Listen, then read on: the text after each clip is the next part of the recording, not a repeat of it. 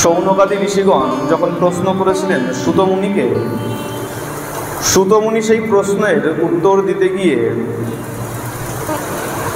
সর্বসিদ্ধান্তের সার তত্ত্ব কথা বলতে গিয়ে শিব মহাপুরাণের কথা আরম্ভ করেছিলেন। আর সেই কথার সূত্রে শিব মহাপুরাণের যে মাহাত্ম্য, প্রথম মাহাত্ম্য দেবরাজের মাহাত্ম্য, নাম মনে আছে তো? দেবরাজের মাহাত্ম্য আমরা শ্রবণ করেছিলাম।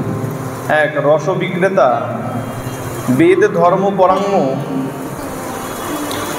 এক ব্রাহ্মণ ছিল, আর বেশ্যার সঙ্গে সমস্ত ধন সম্পত্তি হারিয়ে ফেলে এবং তৎসংশয়ী পিতা মাতা এবং পত্নীকে বধ করে ফেলে।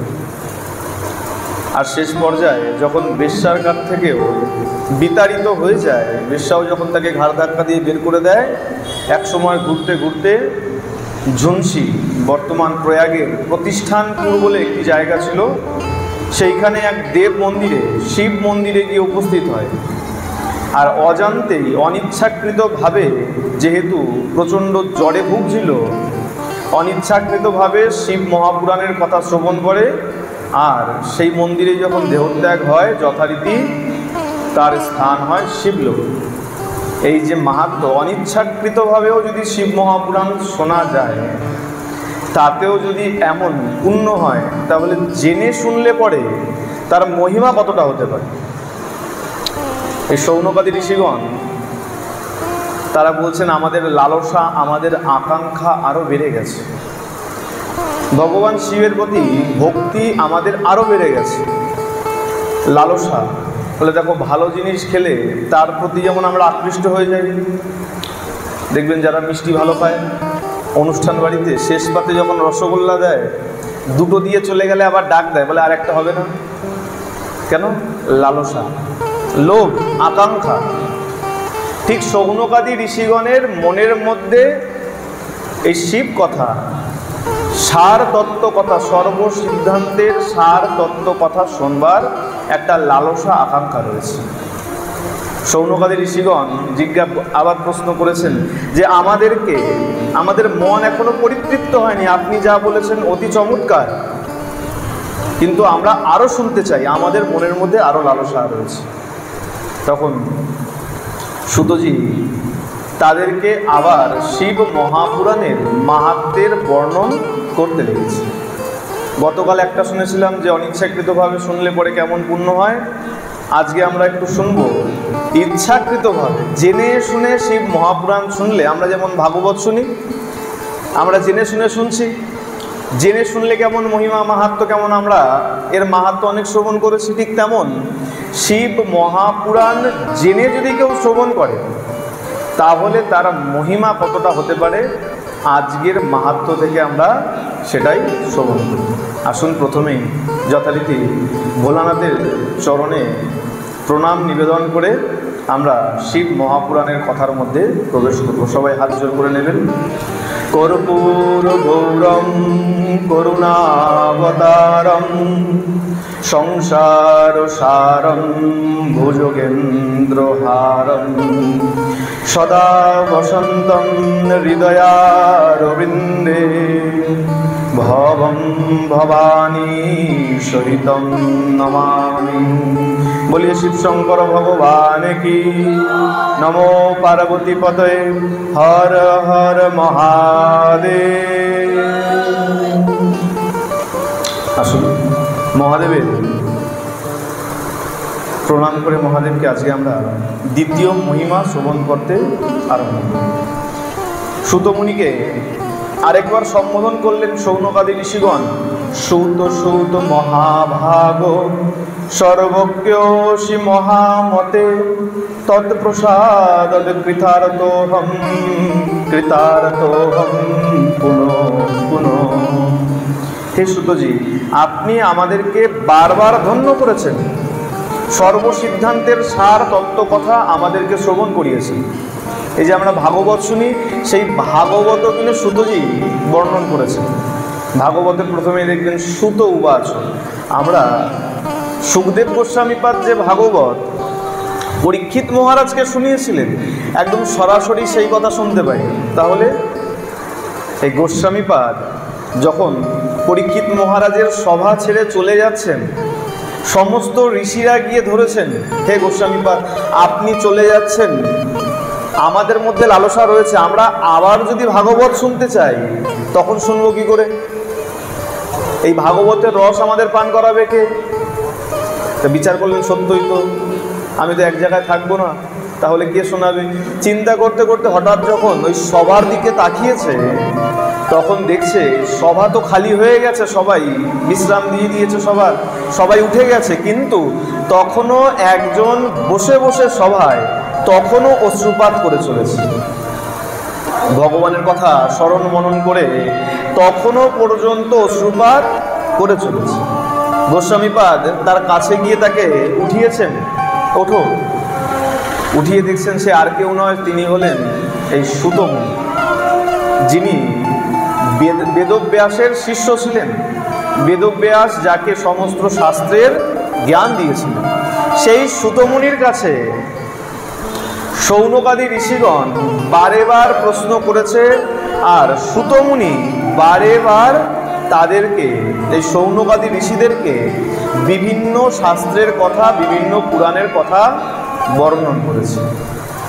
আজকেও যথারীতি যখন প্রশ্ন করেছেন, সেই প্রশ্নের উত্তরে সূত মুনিকে বলছেন, আপনি ধন্য কেন? আপনি আমাদেরকে বারে বার কৃতার্থ করেছেন। কিভাবে? বারে বার পুরাণের কথা শুনিয়ে আমাদেরকে কৃতার্থ করেছেন, আপনি ধন্য। তাই আমাদেরকে আমাদের লালসা অনুযায়ী আমাদেরকে আরেকটু শিব কথা, শিব মহাপুরাণের কথা শ্রবণ করান। তখন বলছে, শুনুন, এই অমৃত যদি কেউ পান করে, অমৃত পান করলে পরে কেবলমাত্র যে পান করে তার উদ্ধার হয়। ওষুধ যদি খান, আপনি ওষুধ খেলেন, ওষুধ খেলে কি হবে? আপনার শরীর খারাপ আছে, আপনার জ্বর কমবে, কিন্তু আমার যদি জ্বর থাকে আমার জ্বর কমবে না। 5 জনের জ্বর হয়েছে, একজন যদি ওষুধ খায়, তাহলে কি 5 জনের জ্বর কমবে? কখনোই কমবে না। 5 জনকে আলাদা আলাদাভাবে ওষুধ খেতে হবে। কিন্তু বলা হচ্ছে এই ভাগবত কথা, শিব মহাপুরাণের কথা কেউ যদি শ্রবণ করে নেয়, ভক্তিযুক্ত চিত্তে যদি কেউ শ্রবণ করে নেয়, শুধুমাত্র সে নয়, তার বংশের যত যত পূর্বপুরুষ আছে তারা সবাই উদ্ধার হয়ে যায়। প্রেম সে বলো। সুতরাং এই কথাও মন লাগিয়ে একনিষ্ঠ চিত্তে শ্রবণ করা উচিত। সূত মুনিকে যখন প্রশ্ন করেছেন, সূত মুনি এই শৌনকাদি ঋষিদের প্রশ্নের উত্তর দিতে গিয়ে দ্বিতীয় মাহাত্ম্যের বর্ণন করেছে। বলে, মন দিয়ে শোনো, প্রথম দিন আমরা শ্রবণ করেছিলাম, দেবরাজ অনিচ্ছাকৃতভাবে শ্রবণ করেছিল। আজকের মহিমা শোনো, তাহলে বুঝতে পারবে জেনে শিব মাহাত্ম্য, শিব মহাপুরাণের কথা শ্রবণ করলে তার মহিমা কেমন। সূতজি বলতে আরম্ভ করলেন, আসুন আমরা সেই সূত মুনির মুখ থেকে যে কথা, যে অমৃত নির্গত হয়েছিল, সেই অমৃত রস সুধা আমরা পান করি। সমুদ্র নিকটে দেশে গ্রাম বাস্কল সঙ্গক বসন্তি যত্র পাপিষ্ঠা বেদ ধর্মঞ্জিতা জনা। সমুদ্র নিকটে বাস্কল বলে এক দেশ ছিল, এক গ্রাম ছিল, নগরী ছিল, আর সেখানে বেদ ধর্ম বিবর্জিত মানুষেরা, ব্রাহ্মণেরা বাস করত। বর্তমান সমাজও, অপরাধ নেবেন না, বর্তমান সমাজের ব্রাহ্মণেরাও কিন্তু বেদ ধর্ম বিবর্জিত। অধিকাংশ ব্রাহ্মণকে দেখা যায় যজ্ঞোপবীতা ধারণ করে, কিন্তু যজ্ঞোপবীতার মর্যাদা দেয় না। গায়ে উপবীত আছে ঠিকই, নামে ব্রাহ্মণ, কিন্তু ব্রাহ্মণোচিত কর্ম তারা করে। ব্রাহ্মণ হওয়া সত্ত্বেও অভক্ষ ভক্ষণ করে, তামাক সেবা করে, সোজা কথায় ধূম্রপান করে। আর আমাদের শাস্ত্রে এতটুকু পর্যন্ত বলা আছে যে ব্রাহ্মণ যদি হয়েছে আর সে যদি ধূম্রপান করে, মদ্যপান করে, অখাদ্য খাদন করে, সোজা কথায়, তাহলে তাদেরকে দান পর্যন্ত দিতে নাই। যদি এমন কোনো ব্রাহ্মণ দেখেছো যে অবক্ষ ভক্ষণ করছে, বিড়ি সিগারেট খাচ্ছে, এমন ব্রাহ্মণকে দিয়ে পূজা অর্চনা তো দূরে ছেড়ে দাও, পূজা অর্চনার কথা দূরে বাদ দাও, পুজো পাঠ করা ছেড়ে দাও, তাকে দান পর্যন্ত দিতে নাই। আমাদের মধ্যে এখন বিচার আছে? বিচার বলে খাওয়া তো দূরে ছেড়ে দাও, পুজো থাকলে আগের দিন পর্যন্ত ব্রাহ্মণ সংযম করে না। আমার নিজের দেখা আছে, এই কারণে বলছি, এমনি এমনি বলছি না। আগের দিন পর্যন্ত আচ্ছা রকম আমিষ আহার করে পরের দিন গেছে কালী পূজা করতে, আর কালী পূজা করে মায়ের প্রসাদ কণ্ঠ পান করে ভোর রাত্রে টলতে টলতে বাড়ি ফিরছে। এমন ব্রাহ্মণকে দিয়ে ভালোই শক্তি মন্ত্রে যা ইচ্ছা করিয়ে নাও, কিন্তু বৈষ্ণব আচারের কোনো পূজা পাঠ করানো উচিত। আর বিড়ি সিগারেট যারা খায় তাদেরকে দিয়ে গোবিন্দের সেবা কদাপি করানো উচিত নয়। কেন? আমাদের শাস্ত্রে বলা আছে তামাক খাওয়া আর গো মাংস ভক্ষণ করার সমান। কি বললাম? ভালো করে শুনবেন। তামাক সেবা করা সোজা কথা, বিড়ি সিগারেট খাওয়া আর গো মাংস ভক্ষণ করা দুটো সমান। আজকে বলবো না তামাকের উৎপত্তি, যদি মনে থাকে আগামী দিন শোনাম যে কেন বললাম। এমনি ওই মন গড়ার জন্য বললাম না, এরও একটা লীলা আছে, কাহিনী আছে, যার জন্য বললাম তামাক খাওয়া মানে সোজা কথা বিড়ি সিগারেট এইসব খাওয়া। ওই আছে না এখন খায়, বলে না নেতা মন্ত্রীরা বেশি খায়, বলে নইলে জোর পাওয়া যায় না, বলেন আচ্ছা করে হাততালি দিয়ে তারপরে নিয়ে করে তো, এইসব আহার করা উচিত। এই বাসকল নগরে বেদ ধর্ম বিবর্জিত ব্রাহ্মণেরা বাস করত। বলে যেখানে ব্রাহ্মণী এমন ভ্রষ্ট, সেখানে অন্যের কথা আর কি বলবো। ব্রাহ্মণী যেখানে ভ্রষ্ট, যে পথ দেখাবে, ব্রাহ্মণ হলো আমাদের সমাজে পথপ্রদর্শক, যে পথ দেখাবে, তা সেই যেখানে ভ্রষ্ট। এখন দেখছি না স্কুল কলেজে হচ্ছে না, এই দিদুমণি কি করছে, ঘুমাচ্ছে, দেখাচ্ছে না, এই সোশ্যাল মিডিয়ায় দেখা যাচ্ছে না, চেয়ারে বসে বসে ঘুমাচ্ছে আর বাচ্চারাও ঘুমাচ্ছে। ঠিক তেমন যে পথপ্রদর্শক ব্রাহ্মণ, সেই যদি এমন ভ্রষ্ট পথে চালিত হয়, বাকিদের কথা আর কি বলবো। বাকিরা এমনিতেই অধম, বাকিদের ছেড়ে দাও, বাকিদের আর কি বলবো। আর গ্রামেই এমন ধর্ম, বেদ ধর্ম পরাঙ্মুখ এক ব্রাহ্মণ বাস করত, তার নাম ছিল বিন্দু।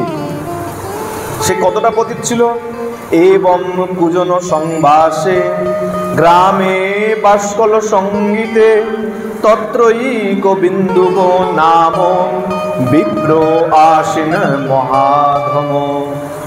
মহা অধম, শুধু অধম বলেনি, পাপ এক জিনিস, মহাপাপ আরেক জিনিস। ছোটখাটো কিছু করলাম পাপ হলো, আর তার থেকে আরো অধিক বেশি করলাম তাকে আমরা বললাম মহাপাপ। একে সুতমুনি অধম বলেনি, বলেছে মহা অধম। মনে করুন অধমদের মধ্যে একদম এক নাম্বার। কি করতো? বলে ধারালো অস্ত্র রাখতো, কৃষি কাজ করতো। এখনো তো আমাদের সমাজে দেখছেন না, ব্রাহ্মণ হয়ে জুতোর দোকান খুলে বসে আছে। আচ্ছা ব্রাহ্মণ তাকে তো ছেড়ে দিন, আমাদের মধ্যে এতটুকু বোধ নাই, বিচার নাই যে আমি যদি ওই দোকানে জুতো কিনতে যাই আর ওই ব্রাহ্মণ যদি আমার পায়ে জুতোটা পরিয়ে দেয়, আমার যতটুকু স্বীকৃতি বেঁচে আছে, যতটুকু পুণ্য বেঁচে আছে, তার কি হবে? হ্যাঁ, দোকানের নাম দেয় না, নিতাই পাদুকালয় দেয় তো, আছে তো, দেখেছেন না? আর ওই পাদুকালয়ের প্যাকেটের মধ্যে জুতো ভরে আমরা এই সনাতন ধর্মের বাসিন্দা যারা একদম ড্যাং ড্যাং করতে করতে জুতো ঢুলিয়ে ঝুলাতে ঝুলাতে বাড়িতে নিয়ে আসছি তো। হ্যাঁ, ব্রাহ্মণ জুতোর দোকান খুলে বসছে, ব্রাহ্মণ মাংসের দোকান খুলে বসছে। এই ব্রাহ্মণ কেমন ছিল বলে দেখো, যদি শাস্ত্র পড়তো, আমরা যদি ছোট থেকে শাস্ত্রের অধ্যয়ন করতাম, আজকে আমরা এই পথে হাঁটতাম। আমরা কি করি, উল্টো পাল্টা সিনেমা, যত সব আমাদেরকে পথভ্রষ্ট করার জন্য, যারা আমাদের সম্প্রদায়ের নয়, কিছু উল্টো পাল্টা মন করা বলে দিচ্ছে আর আমরা তার পিছনে ছুটছি। হ্যাঁ, বর্তমান সমাজেও যেন বিচার নাই, আমাদের ঋষিগণ আমাদেরকে উদাহরণ অনেক আগে দিয়ে গেছে, বলে দেখো সমাজে যদি আচার আচরণ এমন হয় তাহলে সমাজের দিশা কোন দিকে যায় আমরা দেখিও নেই, আমরা সেই ভুলের দিশায় হেঁটে চলেছি। ওই ব্রাহ্মণ কি করতো? কৃষি কাজ করতো, ছিল ব্রাহ্মণ যজমানি করবে, ধর্মকর্ম করবে, যাগ যজ্ঞ করবে, দক্ষিণা গ্রহণ করবে, বিনা পরিশ্রমে নয়, যাগ যজ্ঞ করে তার পারিশ্রমিক স্বরূপ দক্ষিণা গ্রহণ করবে। আর এই ব্রাহ্মণ কি করছে? ওই নগরে থেকে, বাসকল গ্রামে থেকে বেদ ধর্ম বিবর্জিত হয়ে কৃষিকাজ করত, মদ্য মাংস ভক্ষণ করত, ধারালো অস্ত্র নিয়ে ঘুরে বেড়াতো, চণ্ডালরা যেমন করে, পশু শিকার করে বেড়ায়, ধারালো অস্ত্র সঙ্গ রাখে, তাই করত। আর বেশ্যার সঙ্গ করত, যত রকমের বাজে কাজ ছিল সব সে করত। কিন্তু বলে দেখো কখনো কখনো ওই দুই বিপরীত মেরুর মানুষ একসঙ্গে হয়ে যায়।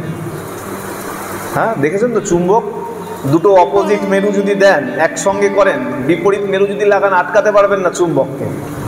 উত্তর মেরু আর দক্ষিণ মেরু দুটো চুম্বক নিয়ে যদি এক জায়গায় করার চেষ্টা করেন বুঝতে পারবেন ঠেলে সরিয়ে দিচ্ছে, চুম্বকে এক জায়গায় করতে পারবেন। করা যায়? কখনো কখনো দেখা যায় বিপরীত মেরুর দুটো মানুষ এক হয়ে গেছে। এর অর্থ কি? এই যে বিন্দু, এর যে ঘরে পত্নী ছিল সে ছিল ধর্মপরায়ণ, ধর্মকর্ম করত, একদম সৎ চরিত্রে, ধর্মাত্মা যাকে বলা হয়, সৎ পত্নী, ধর্মপত্নী, একদম ধর্মকর্ম পূজা পাঠ নিয়ে থাকতো, এক পতিতে তার মন। এই পত্নীর নাম ছিল চঞ্চুলা। সপত্নীম চঞ্চুলা নাম হিত্বা নিত্যম সুধর্মিণীম রেমে সবিশ্বয়া দুষ্ট স্মরবান প্রপীড়িত। সে ধর্মকর্ম নিয়ে ছিল ঠিকই, সে জানতো তার স্বামী বেশ্যাসক্ত, বেশ্যাগমন করে, এমন মদ্য পান করে, অনাচার করে বেড়ায়, কিন্তু প্রথম সে নিজেকে ঠিক রেখেছিল। কেন? বলে না, আমার ধর্ম নষ্ট হয়ে যাবে, আমিও যদি স্বামীর মতন আচরণ করি তাহলে আমার ধর্ম নষ্ট হয়ে যাবে, আমার সতীত্ব নষ্ট হয়ে যাবে, ধর্ম নষ্ট হয়ে যাবে, সব কিছু নষ্ট হয়ে যাবে। ধর্মের ভয়ে সে প্রথম দিকে ঠিক ছিল, ধর্মাত্মা হয়েছিল, কিন্তু সে ছিল রূপবতী, গুণবতী, যৌবন সম্পন্না। সংসারে বিবাহ করা হয়, একে অপরের চাহিদা থাকে এবং সংসারকে, আত্মীয় পরিজন, সন্তান উৎপন্ন করে এগিয়ে নিয়ে যাওয়ার জন্য বংশ। তা একে অপরের প্রয়োজন আছে। স্বামী চলে যাচ্ছে বেশ্যার সঙ্গ করতে, যৌবন সম্পন্না পত্নী কামে জর্জরিত থাকে। এখন দীর্ঘদিন, একদিন, দুদিন, 1 বছর, 2 বছর, বেশ কয়েক বছর যখন এমন কেটেছে, আস্তে আস্তে যৌবন জ্বালায়, কামের জ্বালায় আস্তে আস্তে সেই পত্নী চঞ্চুলা সেও এখন পথভ্রষ্ট হয়ে গেছে। কি করবে? সেও আস্তে আস্তে এখন পরপুরুষের সঙ্গ করতে লেগেছে। দেখো, সংসারে সবসময় যে স্বামীর জন্য স্ত্রী খারাপ হবে এমন নয়, কখনো কখনো স্ত্রীর জন্য স্বামী খারাপ। সবসময় দোষ দিলেই হয় না, আগে দেখা উচিত ভুল কার ছিল। এখানে দেখুন, এখানে স্বামীর জন্য পত্নী খারাপ হয়, স্বামী পথভ্রষ্ট ছিল, পত্নী অনেকদিন অপেক্ষা করেছে, ধর্মের ভয়ে অনেকদিন সঠিক পথে হাঁটছিল, কিন্তু যখন দেখছে না আর কোনো উপায় নাই, আমারও যৌবন আছে, কাম বাসনা আছে, কাম বাসনা চরিতার্থ করবার জন্য আমাকে অন্য পথ নিতেই হবে, এখন সে পরপুরুষের সঙ্গ করতে আরম্ভ করেছে। বেশ কিছুদিন যখন গেছে, একদিন পরপুরুষকে যখনই স্বামী চলে যায়, আগে চিন্তা করতো স্বামী কতক্ষণ ঘরে থাকবে, যতক্ষণ স্বামী ঘরে থাকবে ততক্ষণ ভালো থাকবে, পরস্ত্রীর সঙ্গ করবে না, বেশ্যার সঙ্গ করবে না, ভালো থাকবে। আর এখন সেই চঞ্চুলা চিন্তা করে কতক্ষণে স্বামী যাবে আমি পরপুরুষকে ঘরে ডাকবো, এমন চিন্তা নিয়ে যখন থাকে, একদিন ওই বিন্দুক যখন চলে গেছে, ওই চঞ্চুলা পরপুরুষকে, তার কোনো বন্ধুকে, যাদের সঙ্গে মিলতো তাদের কাউকে ডেকেছে, যখন মেলামেশা করতে আরম্ভ করেছে, হঠাৎ করে বিন্দুক সেই সময় ফিরে এসে কদাচিৎ দুরাচারম সপত্নীম চঞ্চুলা মুনে যারে ন সঙ্গতাম রাত্রি দদৎস স্মরবি হলাম। কোনো এক সময় কদাচিৎ কোনো একদিন হঠাৎ করে ওই বিন্দু রাত্রবেলা যখনই ফিরে এসছে, আর ফিরে এসেই তার পত্নীকে ওই পরপুরুষের সঙ্গ করতে দেখে প্রচণ্ড ক্রুদ্ধ হয়ে গেছে। বর্তমান সমাজের ছবি এগুলো। বর্তমান সমাজে দেখবেন এই বান্ধবী ছেড়ে দেন, বান্ধবী কথা তো এখন আর কেউ বলে না, এখন সবাই বলে গার্লফ্রেন্ড, তাই না? বলে গার্লফ্রেন্ড চায় কেমন? বলে গার্লফ্রেন্ড আমার সঙ্গে রাস্তায় দাঁড়িয়ে দাঁড়িয়ে সিগারেট খাবে। এই কলকাতার ছবি, বাইরের ছবির কথা বলছি না, আরো একটু স্পষ্ট করে বলি, পার্ক স্ট্রিটের ছবি বেশি দেখা যায়। চলে যাবেন রাস্তার উপরে দাঁড়িয়ে দেখবেন মেয়েরা পর্যন্ত দাঁড়িয়ে দাঁড়িয়ে সিগারেট খাচ্ছে, লজ্জা শরম কিচ্ছু না। একটা ছেলে সে চায় যে আমার বান্ধবী হবে, আমার সঙ্গে দাঁড়িয়ে মদ্যপান করবে, সিগারেট খাবে, কিন্তু বিবাহের সময় কেমন পত্নী চায়? না সুশীল হবে, বাবা মার সেবা করবে, ঘর সংসার সামলাবে। তুমি যখন একজনকে পথভ্রষ্ট করে আসছো, তুমি জানবে তার ফলও তোমাকে ভোগ করতে হবে। তুমি যেমন একজনকে নষ্ট করছো, তোমারও সংসার নষ্ট করার জন্য তেমনি কেউ না কেউ কোথাও দাঁড়িয়ে আছে। এই যখন সে বেশ্যাসক্ত ছিল, যখনই হঠাৎ করে ঘরে এসছে, আর এসে নিজের পত্নীকে পর পুরুষের সঙ্গ করতে দেখে প্রচণ্ড ক্রুদ্ধ হয়ে গেছে। ক্রুদ্ধ যখনই হয়েছে, রাগারাগি যখনই রাগ করে যখন ছুটতে আরম্ভ করেছে ঘরের মধ্যে, ওই পরপুরুষ যে ছিল সে দেখে তাড়াতাড়ি উঠে পালিয়ে গেছে। আর ওই বিন্দু চঞ্চুলাকে ধরে খুব করে বকাবকি করেছে, আর মুষ্ঠাঘাত করে খুব করে মারতে আরম্ভ করেছে। বলে দেখো, অন্যায় একটা সীমা পর্যন্ত সহ্য করা যায়। যখন একই জায়গায় বাস করা হয়, তখন একে অপরের অন্যায় একটা সীমা পর্যন্ত সহ্য করে। দেখবেন বাচ্চারা অনেক দুষ্টুমি করে, বাবা মা একটা সীমা পর্যন্ত সহ্য করে, যখন সীমার অতিরিক্ত হয়ে যায় তখনই মারধর আরম্ভ করে দেয়। কি না, সীমার বাইরে চলে গেছে। এখন শাসন মানে মারধর করা ছাড়া আর কোনো উপায় নাই। যখন এই মারধর করতে আরম্ভ করেছে চঞ্চুলাকে, চঞ্চুলার এখন ধৈর্যের বাঁধ ভেঙে গেছে। চঞ্চুলা এখন বলতে আরম্ভ করেছে যে বেশ, এই যে তুমি আমাকে দোষ দিচ্ছ, ওই একবার তো নিজেকে দোষ দাও না। তুমি যে আমাকে দোষ দিচ্ছ আমি পরপুরুষের সঙ্গ করছি, তুমি যে পরস্ত্রীর সঙ্গ করো, একবার কি নিজেকে দোষ দিয়েছো যে তুমি যে পরস্ত্রী গমন করো?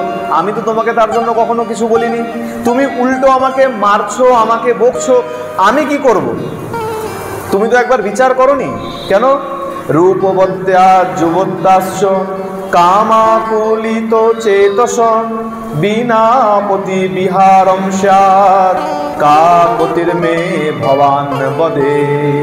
আমি রূপবতী, যৌবন সম্পন্না, তোমার সঙ্গে বিবাহ হয়েছে, আর আমার যৌবনের জ্বালা যদি তুমি চরিতার্থ করতে না পারো, কাম বাসনা যদি চরিতার্থ করতে নাই পারো, তাহলে আমি কি করব? আমার অপরাধ কি?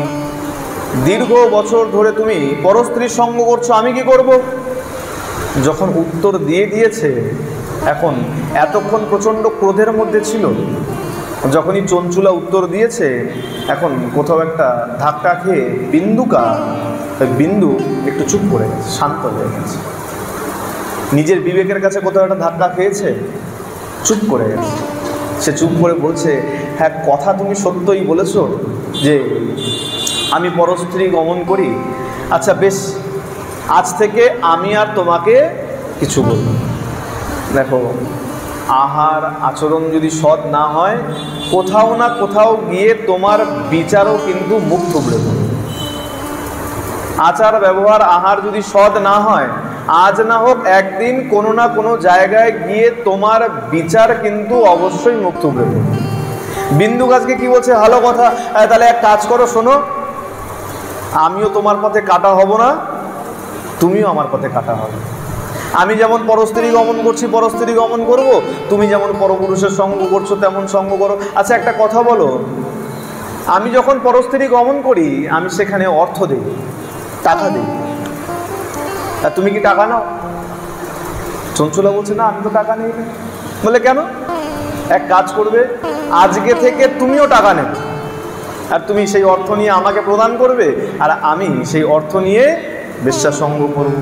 চিন্তা করুন একবার, বিচার কতটা নীচ হতে পারে, একটা মানুষের বিচার কতটা নীচ হতে পারে। প্রথমত স্ত্রীকে বলছে পরপুরুষের সঙ্গ করো, দ্বিতীয়ত বলছে তুমি অর্থ নাও। চঞ্চুলা আগে তো ধর্মকর্ম করতো, আগে ভয় পেত, এখন নির্ভীক হয়ে গেছে, মনে এখন খুব খুশি হচ্ছে। কেন? বেশ, স্বামী জেনেও আমাকে কিছু বলে না। সুতজি বলছে, বলে দেখো এইভাবে বেশ কিছুদিন গেছে। স্বামীর এই কথা শুনে তার স্ত্রী চঞ্চুলা খুশি হলেন এবং তার কথা মেনে নিলেন। এইভাবে দুই দুষ্ট স্বামী স্ত্রী একটি চুক্তি করেছিলেন এবং নির্ভয়ে নিজেদেরকে মন্দ কাজে লিপ্ত করে নিলেন। দুজনেই মন্দ কাজে লিপ্ত হয়ে গেল। দেখতে দেখতে বেশ কিছুদিন গেছে। কালের চক্র অনুযায়ী একদিন এই বিন্দু মৃত্যুর কোলে ঢলে পড়েছে, মারা গেছে। আর মারা যাওয়ার পর যথারীতি বহু বছর নরক যন্ত্রণা কষ্ট ভোগ করার পর বিন্ধ্য পর্বতে পিশাচ যোনি লাভ করে বিন্ধ্য পর্বতে গিয়ে বসবাস আরম্ভ করেছে। সৌম্যবাদী ঋষিগণের মনে প্রশ্ন আরো বেড়ে গেছে, আচ্ছা সুতজি, বিন্দুকের নয় মৃত্যু হলো, নরক যন্ত্রণা ভোগ করলো, এখন পিশাচ যোনি নিয়ে বিন্ধ্য পর্বতে অবস্থান করছে, চঞ্চুলার কি হলো? বিন্দুক তো নরক যন্ত্রণা ভোগ করবেই, আমরা সবাই বুঝতে পারছি, এত জঘন্য পাপ করেছে, নরক যন্ত্রণা ভোগ সে করবেই। তারপরে চঞ্চুলার কি হলো সেই কথা শ্রবণ করা। তখন বলছে, বেশ শোনো, এই যখন বিন্দুকের মৃত্যু হয়ে গেছে, চঞ্চুলাও তার যা কর্ম ছিল সেই কর্ম, সেই পরপুরুষের সঙ্গ ভোগ করতেই লেগেছে। আর এভাবে করতে করতে কোনো এক সময় আত্মীয় পরিজন পুত্র সন্তানের সঙ্গে কোনো এক সময় গোকর্ণ নামক ক্ষেত্রে, সেখানে কোনো এক মেলা, কোনো উৎসবে, সেখানে মেলা পরিভ্রমণ করতে চলে গিয়েছে। কোনো উৎসব লেগেছে, কোনো পরব লেগেছে, মেলা বসেছে, আর আত্মীয় পরিজন পুত্র আদির সঙ্গে করে সেখানে চলে গিয়েছে। একদা দৈব যোগেন সম্প্রাপ্তে পুণ্য পার্বণী সা নারী বন্ধুবি সাধর্ম গোকর্ণ ক্ষেত্র মায়ৈ। গোকর্ণ ক্ষেত্রে গিয়েছেন, উৎসব লেগেছে, গোকর্ণ ক্ষেত্রে গিয়ে আত্মীয় পরিজনের সাথে যখন ভ্রমণ করছে, ঘুরছে, আর দেখবেন আমরা পবিত্র তীর্থে গেলে পরে সেখানের যে নদী থাকে, মহিমাযুক্ত পুণ্য সলীলা যেটা থাকে, সেই নদীতে আমরা স্নান করি পুণ্য অর্জন করবার জন্য। সেখানেও কোনো এক নদী ছিল, আর পবিত্র নদীতে সেই চঞ্চুলা স্নান করেছে। আর স্নান করেই সেখানে এক মন্দির ছিল, মন্দির দেখে স্নান করার পর সেই মন্দিরে গিয়েছে, আর গিয়ে দেখছে এক ব্রাহ্মণ সেখানে বসে বসে শিব কথা কথন করছে। আর দেখবেন আমরা যখন কোথাও ঘুরতে যাই, কোনো মন্দিরে যদি উপস্থিত হই, আর যদি ভাগবত হোক, যে কথাই হোক, ভগবানের যদি কথা চলে, ওই 1 মিনিট 2 মিনিট 5 মিনিট বসে যাই, যে যাক একটু বসি তারপরে যাব। চঞ্চুলাও গিয়ে ওখানে বসে গিয়েছে। ব্রাহ্মণ পাঠক পাঠ করে চলেছে, সেখানে যখন পাঠ করছে, বসে যখন গেছে, কথা চলছে, আর বলে ভগবানের কৃপা কখন কিভাবে হবে কেউ বলতে পারে না। ভাগবত কথা ঘন্টার পর ঘন্টা শুনেও অনেকের পরিবর্তন আসে না। আবার দেখা যায় 2 মিনিট 5 মিনিট, আচ্ছা 2 মিনিট 5 মিনিট ছেড়ে দাও, কোনো একটা শব্দ, কোনো একটা লাইন শুনে ব্যক্তির পরিবর্তন হয়ে যায়। ভগবান কৃপা করলে ওই কোনো একটা শব্দ, কোনো একটা লাইনেই পরিবর্তন হয়। এ কারণে বলা হয় মন দিয়ে ভাগবত শুনবে। যে ভগবানেরই কথা হোক, যখন শুনতে বসবে মন লাগিয়ে শুনবে, না জানি কোন শব্দে কখন তোমার মধ্যে পরিবর্তন চলে আসে। প্রেম সে বলো। ওই চঞ্চুলাও যখন বসে গেছে, আজকে ওই ব্রাহ্মণ পাঠক আজকে নরক যন্ত্রণার কথা বর্ণন করছে। কি পাপ করলে কেমন যন্ত্রণা ভোগ করতে হয়, কোন নরকে যেতে হয়, এই যখন বর্ণন করছে সেই সময় চঞ্চুলা গিয়ে বসে গেছে, আর যে বর্ণন চলছে চঞ্চুলা মনে করছে যে সবটাই তো আমার ওপর দিয়ে যাচ্ছে। আমি যে যে কর্ম করতাম, যেমন যেমন পাপ করেছিলাম, এই পাঠক মহারাজ যে যে বর্ণন করছে সব তো আমার ওপর দিয়ে যাচ্ছে। দেখবেন অনেক সময় এমন এমন প্রসঙ্গ আসে, আমাদের সাথেও হয়, শুনলে মনে হয় এই পাপটা তো আমিও করেছি, এই কর্মটা তো আমিও করেছি, না জানি এর জন্য আমাকেও শাস্তি ভোগ করতে হবে। অনেকে অনেক প্রশ্ন নিয়ে এসে বসে, আর ভগবান দেখা যায় এই কথার মধ্য দিয়ে তার প্রশ্নের উত্তর দিয়ে দেয়। আজকে চঞ্চুলা যখন সেখানে বসেছে, পাঠক মহারাজ বলছে, যোষিতাম যার সপ্তানাম নরকে যম কিঙ্কর সন্তপ্ত লৌহ পরিঘম ক্ষিপ্সন্তি স্মর মন্দিরে। পাঠক মহারাজ বলছে, শোনো, মন দিয়ে শোনো, যে নারী বা যে পুরুষ অবৈধ সম্পর্কে লিপ্ত থাকে, যে নারী বা যে পুরুষ, না কেবল নারীকে বলেছে, না কেবল পুরুষকে বলেছে, যে অবৈধ সম্পর্কে লিপ্ত থাকে, যম কিঙ্কর তাদেরকে ধরে নিয়ে গিয়ে শাস্তি দেয়। কেমন শাস্তি দেয়? বলে যে অঙ্গের তৃপ্তির কারণে তারা এই কর্ম করত, উত্তপ্ত লৌহ। ভালো করে শুনবেন, আমি শিব মহাপুরাণ থেকে শ্লোক ধরে ধরে আপনাদেরকে শোনাচ্ছি যাতে মনে কোনো সংশয় না থাকে। সুতমুনি এখানে পরিষ্কার বললেন, সন্তপ্ত লৌহ পরিঘম। তপ্ত লোহা, কামারশালা দেখেছেন তো? লোহা যখন গরম করে কেমন লাগে? ওটা যদি একটুখানি হাতে দিয়ে দেয় আপনার,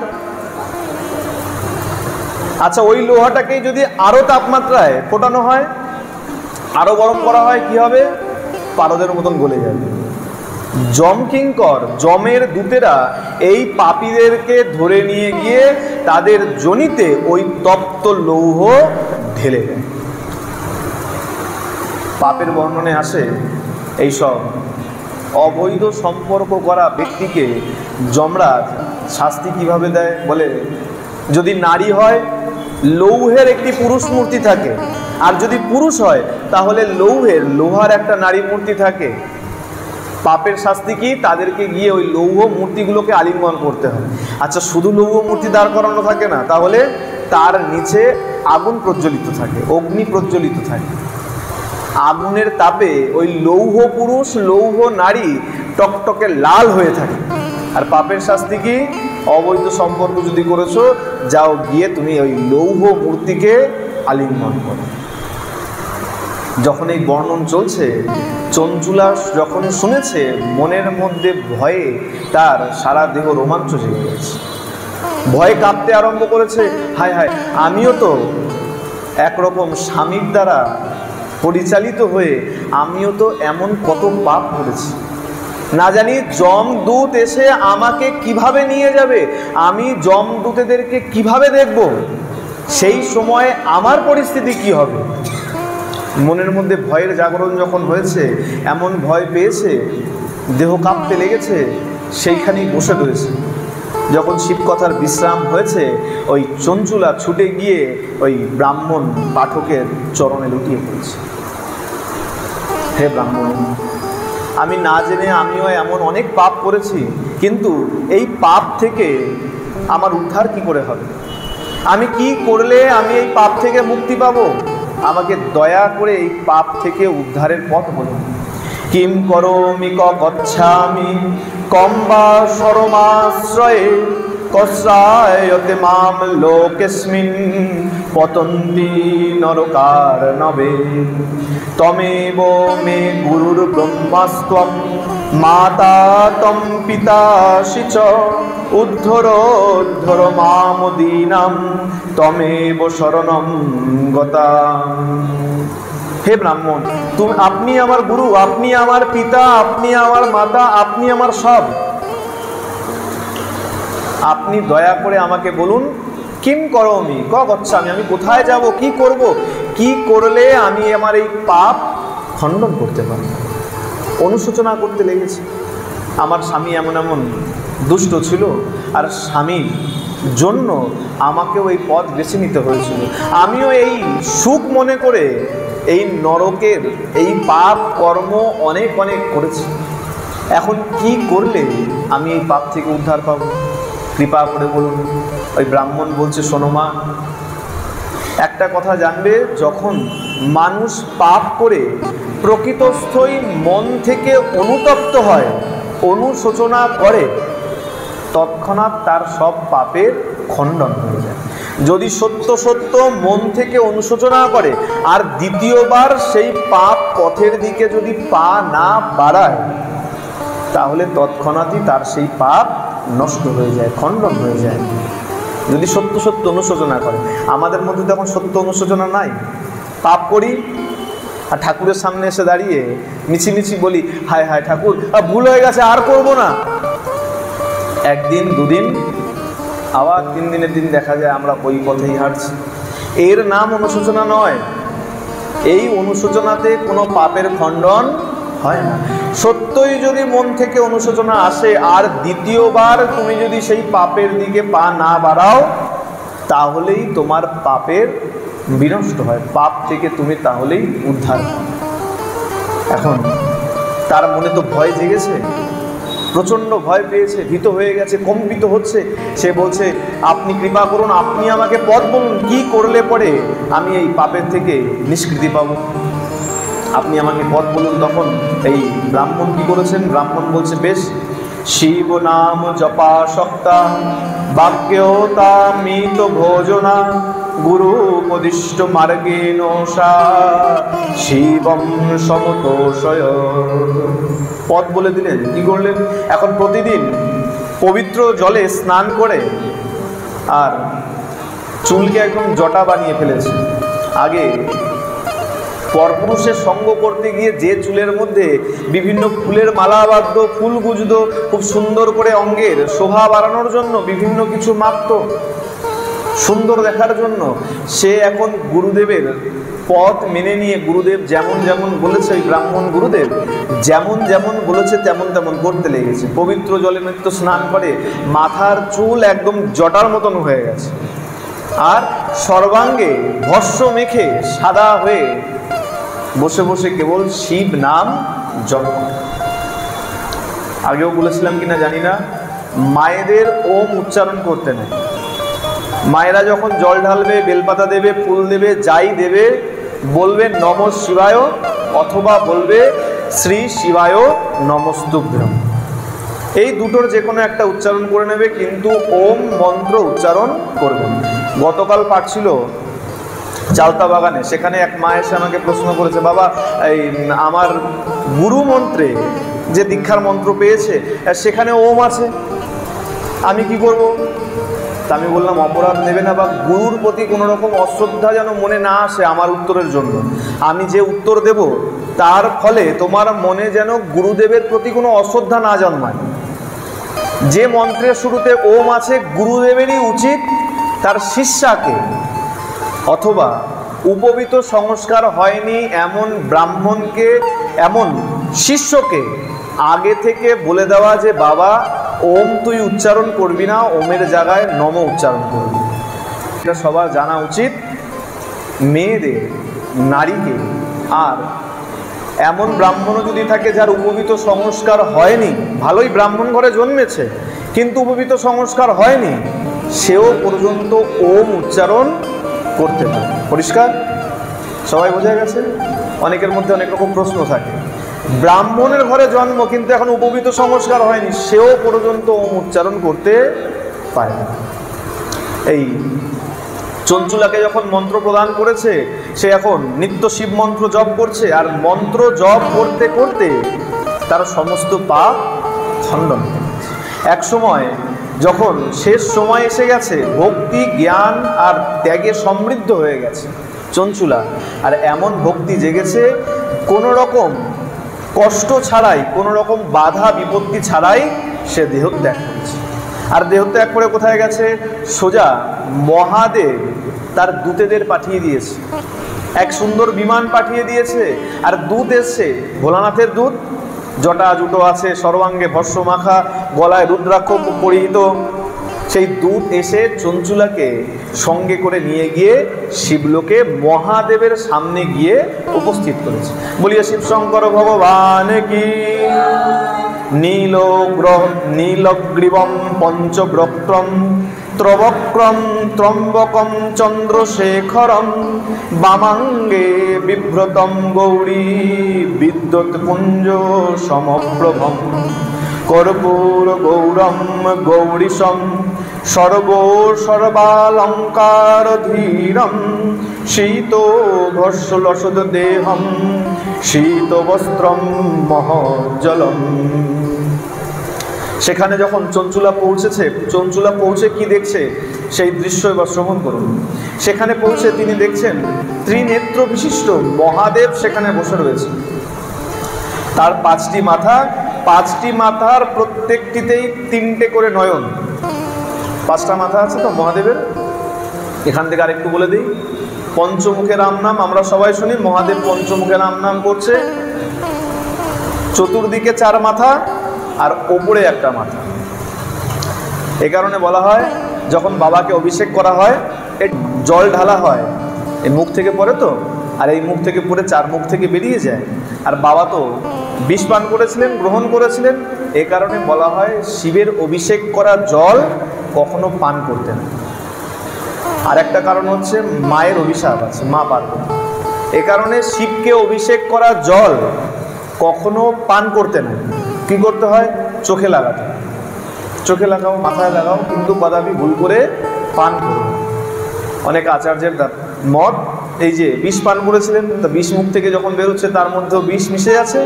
বাবা ধারণ করতে পারে, আমাদের মধ্যে তো সেই ক্ষমতা নাই, সুতরাং সেই জল পান করা উচিত।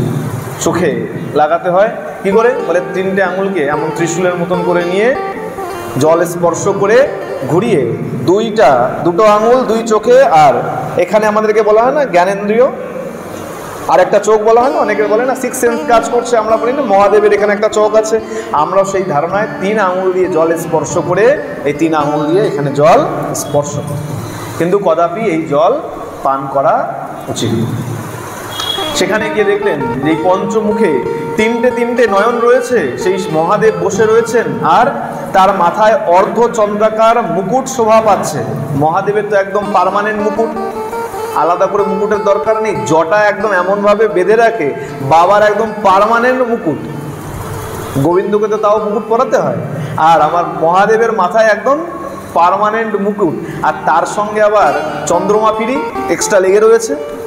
বলে না মা পার্বতীর ঘরে কখনো এই ইলেকট্রিসিটি যায় না, অন্ধকার কখনো নেই, কেন? বলে বাবার মাথার উপরেই চাঁদ রয়েছে, কখনো কারেন্ট যাওয়ার ভয় নাই। তা মহাদেবের মাথায় সেই মুকুট শোভা পাচ্ছে। দেবী গৌরীকে তার বামাঙ্গে বসিয়ে রেখেছেন, তিনিও যেন বিদ্যুতের মতন জ্বলজ্বল করছেন। গৌরীপতি মহাদেবের তেজ কর্পূরের মতন সাদা। মহাদেবের গায়ের বর্ণ, গাত্রবর্ণ কিন্তু কালো নয়, ছাই বর্ষ মেখে থাকে বলে বোঝা যায় না। এই যে প্রণাম করলাম আমরা, প্রথমে কি বললাম? কর্পূর গৌরম, কর্পূরের মতন সাদা। মহাদেব দেখতে কর্পূরের মতন সাদা। আমাদের মধ্যে অনেকের বিচার থাকে ওই শিবলিঙ্গ কালো কালো দেখে, আমাদের মধ্যে অনেকের মধ্যে ভ্রম থাকে, বাবাকে দেখতে মনে হয় কালো। না, কর্পূর গৌরম, কর্পূরের মতন সাদা বাবা। মহাদেব সেই মা পার্বতীকে নিয়ে সেখানে বসে আছে। গণেশ, নন্দী, ভিঙ্গি আদি সবাই মহাদেবের পূজন করছে। এই দৃশ্য দেখে সেখানে চঞ্চুলা দাঁড়িয়ে মহাদেবকে বারংবার প্রণাম করছে, একবার নয়, বারবার প্রণাম করছে, আর চোখ থেকে অনর্গল বাড়ি বর্ষণ হচ্ছে, কম্পিত হচ্ছে। মহাদেবকে দর্শন করেছে। মা পার্বতী এই দৃশ্য দেখে চঞ্চুলার প্রতি তার একটা মায়া জন্মে গেছে। মা পার্বতী কি করেছেন? এত ভালো লেগেছে চঞ্চুলার এই ভক্তি দেখে। দেখুন, এ কারণে বলা হয় সদ্গুরুদেব যদি হয়, ভাগবতে বলা হয় না যে গুরুদেব যদি ইচ্ছা করে, গুরুদেবকে যদি তুমি প্রীত করতে পারো, গুরুদেব তোমাকে একদম সোজা বৈকুণ্ঠ পর্যন্ত দান করতে পারে। সদ্গুরুদেবের মুখ থেকে ওই 9 দিন বসে শিব মহাপুরাণ শুনেছে, আর গুরুদেবের কথা মেনে চলায় এমন পুণ্য হয়েছে যে সোজা একদম শিবলোকে পৌঁছে গেছে। আর মহাদেবের সামনে দাঁড়িয়ে যখন প্রণাম করছে, মায়ের এত ভালো লেগেছে, মা চঞ্চুলাকে নিজের কাছে ডেকে একদম সোজা নিজের সখী বানিয়ে নিয়েছে। তোমার ভক্তি দেখে আমি খুব প্রীত হয়েছি, আজ থেকে চঞ্চুলে তুমি আমার সখী। সখী করে নিজের সঙ্গে নিয়ে নিয়েছে, এখন সখী হয়ে আছে। একদিনের কথা, কোনো একদিন এই চঞ্চুলা মাকে অনেক বন্দনা করেছে, অনেক বন্দনা করেছে, অনেক স্তুতি করেছে। স্তুতি করে মাকে বলছে যে, প্রণাম করে যখন মায়ের কাছে দাঁড়িয়ে আছে, চঞ্চুলা বলছে, গিরিজে স্কন্দ মাতস্ত্বম সেবিতা সর্বদা নরে সর্ব সৌখ্যপ্রদ সম্ভব প্রিয়ে ব্রহ্ম স্বরূপিণী বিষ্ণু ব্রহ্মাদিবি সেব্যা সগুণা নির্গুণা পিচ তমাধা প্রকৃতি সূক্ষ্মা সচ্চিদানন্দ রূপিণী। হে গিরিজা নন্দিনী, হে স্কন্দ মাতা, মানুষ সবসময় তোমার সেবা করছে। সকল আনন্দের দাতা হে শম্ভু প্রিয়ে, হে ব্রহ্মস্বরূপিণী, বিষ্ণু ও ব্রহ্মার মতো দেবতারা তোমার পূজা করছে। আপনি সগুণ এবং নির্গুণ উভয়ই, আপনি সূক্ষ্ম সচ্চিদানন্দ স্বরূপিণী আদ্যা প্রকৃতি। আপনাকে প্রণাম করি। প্রণাম করে যখন দাঁড়িয়ে আছে মাথা নিচু করে, মা পার্বতী এত প্রীত হয়েছেন। মা পার্বতী বলছে, আচ্ছা চঞ্চুলে, বলো তোমার কি বর চাই? তোমার এই বন্দনায় আমি অতি প্রীত, বলো কি বর চাই? যদিও আমার তোমার কাছে কোনো ঋণ নাই, তাও আমার ইচ্ছা আমি তোমাকে কোনো বর দেব। চঞ্চুলা মাথা নিচু করে বলছে, মা বর যখন দেবে বলেছো, তাহলে একটা জিজ্ঞাসা আছে, একটা কথা বলো। আমার এক স্বামী ছিল, যখন আমি ধরণীতে ছিলাম, আমার এক স্বামী ছিল দুষ্ট প্রকৃতির, নাম ছিল বিন্দু। বেশ্যা সঙ্গ করত, অধর্ম করত, ধর্মকর্ম করত না, কৃষিকাজ করত, ধারালো অস্ত্র নিয়ে ঘুরত। সে মারা গেছে, এত পাপ করেছে। সে এখন কোন গতি লাভ করেছে আমাকে দয়া করে বলুন, কোথায় আছে, কি করছে, কৃপা করে বলুন। মা পার্বতী তার কথা শুনে, মা পার্বতী বলছে, শোনো, এই সে যত যত পাপ করেছিল, বহু জীবন বহু কাল পর্যন্ত জমালয়ে নরক যন্ত্রণা ভোগ করেছে। আর নরক যন্ত্রণা ভোগ করার পর, আগে নরক যন্ত্রণা ভোগ করে নিয়েছে, তারপর পিশাচ যোনি লাভ করে এখন বিন্ধ্য পর্বতে অবস্থান করছে। আর বলে সেখানে পিশাচেরা বায়ু সেবন করে কোনো মতে তাদের জীবনকে ধরে রাখে, আর সেইখানেও তোমার স্বামী ওইভাবেই অবস্থান করছে। হাত জোর করে চঞ্চুলা বলছে, মাগো যখন এত কৃপা করেছো, আমার মন চাইছে আমি আমার স্বামীর সঙ্গে থাকব, আমি স্বামীকে ফেরত চাই। কৃপা করে বলো কি করলে, কি উপায়ে আমি আমার স্বামীকে ফেরত পাবো, তার এই দুঃখের কষ্টের জীবন, দুঃখ থেকে উদ্ধার লাভ করতে পারবে, কি করলে? কৃপা করে আমাকে সেই পথ বল। তখন মা পার্বতী বলছে, শোনো চঞ্চুলে, যদি তোমার এই পত্নী, তোমার এই স্বামী বিন্দুককে যদি আমার প্রভুর কথা শ্রবণ করানো যায়, শিব কথা, মহাদেবের কথা যদি শ্রবণ করানো যায়, তাহলেই তার এই সব পাপ উদ্ধার হতে, পাপ নষ্ট হতে।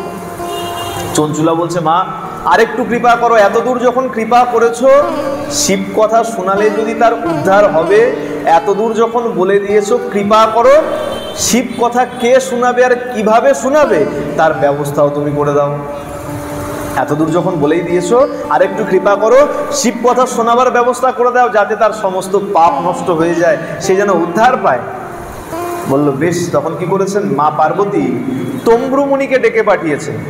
আমাদের যেমন নারদ আছে, দেবর্ষি নারদ সবসময় এই ভগবান বিষ্ণুর নাম নিয়ে নারায়ণ নারায়ণ করে ত্রিলোক ঘুরে বেড়াচ্ছে, ঠিক তেমন মহাদেবের পরম ভক্ত, তার নাম হল তম্ব্রুমুনি। এই তম্রু মুনিকে ডেকে পাঠিয়েছেন। ডেকে মা বলেছেন, শোনো তম্রু, এক কাজ করো, এই যে আমার সখী চঞ্চুলে, এর এক স্বামী আছে।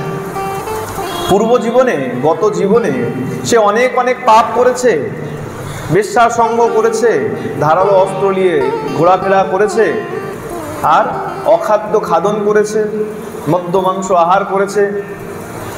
এখন কি হয়েছে, সে নরক যন্ত্রণা ভোগ করার পর বিন্ধ্য পর্বতে পিশাচ হয়ে গেছে। তা আমার সখীর ইচ্ছা অনুযায়ী তুমি যাও, তুমি তাকে গিয়ে শিব মহাপুরাণের কথা শ্রবণ করাও, আর শিব মহাপুরাণের কথা শ্রবণের পর সে যখন উদ্ধার পাবে তাকে নিয়ে এই শিবলোকে এসো। তম্রুমুনির মনে কি আনন্দ! এক তো মহাদেবের কথা শোনাতে হবে, আর দ্বিতীয় আদেশ কে করছে? সাক্ষাৎ জগদম্বা মা পার্বতী আদেশ করছে। এর থেকে বড় সৌভাগ্য আর কি হতে পারে? দেখবেন অনেক জায়গায় অনেক সময় গুরুদেব যদি কোনো আজ্ঞা করে দেয়, শিষ্যের মনে অনেক আনন্দ লাগে যে না, আর কেউ না, আমার গুরুদেব আমাকে আজ্ঞা করেছে, এটা কর। তার মধ্যে যে আনন্দ, তেমন আনন্দ কিন্তু অন্য কিছুতে পাওয়া যায় না। এমনি এমনি কাজ করলাম, সেবা করলাম, সেটা একরকম, আর গুরুদেব যদি বলে দেয় এটা কর, তার ভিতরে একটা অন্যরকম আনন্দ কাজ করে। তম্রুমুনি খুশি হয়ে বিমানে করে ওই চঞ্চুলাকে নিয়ে বিন্ধ্য পর্বতে উপস্থিত হয়েছে। বিন্ধ্য পর্বতে যখন উপস্থিত হয়েছে, এই বিন্দুক সেখানে অবস্থান করছে দেখে, সেখানে তো পিশাচজনী নিয়ে অবস্থান করছে, রাক্ষস হয়ে আছে। আর রাক্ষস তো বসে বসে শিব মহাপুরাণের কথা, ভাগবত কথা এত শ্রবণ করবে না। কি করেছেন? এই তম্রুমুনির বিশেষ গুণ ছিল, তিনি কি করেছেন? তিনি নিজের ক্ষমতার দ্বারা ওই বিন্দুককে, পিশাচরূপী বিন্দুককে ভালো করে হাত পা বেঁধে বিন্ধ্য পর্বতে বসিয়ে দিয়েছে। বসো এখানে। কেন? রাক্ষস তো যখনই শিব মহাপুরাণের কথা বলতে আরম্ভ করবে, যদি ছুটে পালিয়ে যায়, উদ্ধার হবে কি করে? হাত পা ভালো করে বেঁধে বসিয়ে দিয়েছে। বসিয়ে দিয়ে 24,000 শ্লোক সম্বন্ধিত 7 সংহিতার শিব মহাপুরাণ মাহাত্ম্য সমেত তাকে শ্রবণ করিয়েছে। আর যখন শ্রবণ করিয়েছে, সম্পূর্ণ কথা যখন শ্রবণ করেছে, শিব মহাপুরাণের কথার যখন বিশ্রাম হয়েছে, সেই বিন্দুক পিশাচ যোনি থেকে মুক্ত হয়ে দিব্য দেহ ধারণ করেছে। বলিয়ে শিব মহাপুরাণ কি, শিব শঙ্কর মহাদেব কি, পার্বতী মাইয়া কি। দিব্য দেহ ধারণ করেছে, আর দিব্য দেহ ধারণ করে দিব্য বিমানে চড়ে তম্রুমুনির সঙ্গে বিন্দুগার চঞ্চুলা একদম সোজা শিবলোকে গিয়ে উপস্থিত হয়েছে। যখন শিবলোকে গিয়ে উপস্থিত হয়েছে, মহাদেব তাদেরকে অতিথির মতন বরণ করে নিয়েছে, নিজের গণ করে নিয়েছে। শিবগণ একদম সোজা তাদেরকে শিবের গণ করে নিয়ে। প্রথম কথা, চঞ্চুলা তো মা পার্বতীর সখী আগেই হয়ে গেছে। মা পার্বতীর সখী হয়েছিল বলেই না নিজের স্বামীকে উদ্ধার করলো। বলে দেখো, এ কারণে বলা হয়, এই যে ছেলেরা খোঁজে না ধর্মপত্নী, সংসারে মন থাকবে আমি ভালোই মদ খাই, আমার বউ যেন বাড়িতে বসে সন্ধ্যা আহ্নিক বন্দনা করে। হ্যাঁ, বলে কেন ধর্মপত্নী কেন খোঁজে? বলে দেখো, আজকে যদি চঞ্চুলাও যদি পথভ্রষ্ট হয়েই থাকতো, আজকে কিন্তু তার স্বামীর উদ্ধার কোনোভাবেই হতো না। শিবলোক প্রাপ্ত হয়েছিল, দেবী পার্বতীর সখীও হয়ে গিয়েছিল। সে তো চাইতে পারতো যে আমি ভালো আছি, ভালো থাকি, আমার স্বামী আমাকে দেখেনি, ওই নরক যন্ত্রণা ভোগ করুক। না, সে চেয়েছিল যে না, আমারও স্বামীর যেন উদ্ধার হয়। আজকে চঞ্চুলার হাত ধরেই, চঞ্চুলার সুকৃতির বশেই আজকে তার স্বামীরও কিন্তু উদ্ধার হয়ে গেল। তম্রুমুনি বিন্দুককে সাথে নিয়ে শিবধামে পৌঁছান এবং তারপর সেখানে ভগবান মহেশ্বর এবং দেবী পার্বতী আনন্দের সাথে বিন্দুককে মহান আতিথেয়তা প্রদান করেন। সোজা কথায় শিবগণ করে নিলেন এবং পাকাপাকিভাবে তাদেরকে সেখানে বাসস্থান দিয়ে দিলেন। সোজা কথায় তারা একদম পাকাপাকি শিবলোকে নিজেদের বাসস্থান করলেন।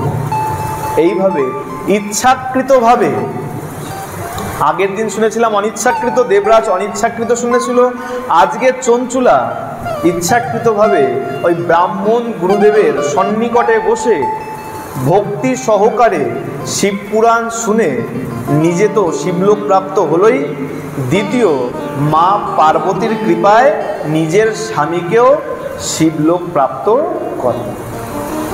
সুতরাং শিব মহাপুরাণের কথাও কোনো সামান্য কথা নয়। বলে এত ক্ষমতা কি করে হলো শিব মহাপুরাণের? এত সামর্থ্য যখন, তাহলে ভাগবত শুনে কি লাভ? বলে না, ভালো করে শোনো, শিব হলেন পরম বৈষ্ণব, আর বৈষ্ণবের প্রতি যদি শ্রদ্ধা না থাকে, বৈষ্ণবের আশীর্বাদ, বৈষ্ণবের কৃপা যদি না পাও, এ জীবন কেন, আগামী 100 জীবনেও যদি মনুষ্য হয়েও আসো, গোবিন্দের চরণ পর্যন্ত তুমি পৌঁছাতে পারবে। প্রেম সে বলো। আর চিরকাল জানবেন ভগবানের মহিমার থেকে ভগবানের ভক্তের মহিমা চিরকালই বেশি ছিল, আর বেশি আছে, আর বেশি থাকবে। বলে কেন? বলে ভগবান এতেই সুখ পায়। এই জগন্নাথের রথের কথা যখন হয়েছিল, রঘুর কথা শুনিয়েছিলাম না, কাঁঠাল চুরির কথা শুনিয়েছিলাম তো, এই কর্মাবাইয়ের কথা শুনিয়েছিলাম তো, সেখানে আমরা কি দেখেছি? ভগবান নিজে গেছে ভক্তের মহিমা প্রচার করবার জন্য। জগন্নাথকে রঘু বলেছিল জগন্নাথ এই কাঁঠাল খাবি, আচ্ছা আমি কালকে বাজার থেকে কিনে এনে দেবো। জগন্নাথ কি বলেছিল? বলে রঘু শোন, ওই বাজার থেকে কিনে খাওয়া কাঁঠালে ওই স্বাদ নাই, চুরি করে খেলে জানা স্বাদ হবে। তাহলে চুরি করতে কেন গেল? বলে যদি চুরি করতে না যাই আমার এই ভক্ত ধরা পড়বে না, আর ভক্ত যদি ধরা না পড়ে ভক্তের মহিমা চারদিকে প্রচার হবে না। সুতরাং ভগবানের থেকে ভগবানের ভক্তের মহিমা চিরকালই বেশি। সুতরাং এই যে ভাগবত শুনি, ভাগবত নিজের জায়গায় মহান, আর শিব এবং শিব মহাপুরাণ নিজের জায়গায় মহান। এক ভগবান ভগবানের জায়গায় মহান, আর ভক্ত ভক্তের জায়গায় মহান। এ কারণে ভোলানাথের মাথায় আমরাও জল ঢালবো, শিব মহাপুরাণের কথা শুনবো, বৈষ্ণবতার সব রকম সীমাকে মেনে, আইন কানুন বলি না, বলে না আইন মেনে চলুন, আমরাও বৈষ্ণবতার আইন মেনে তারপরেই মহাদেবের সেবা পূজা সব।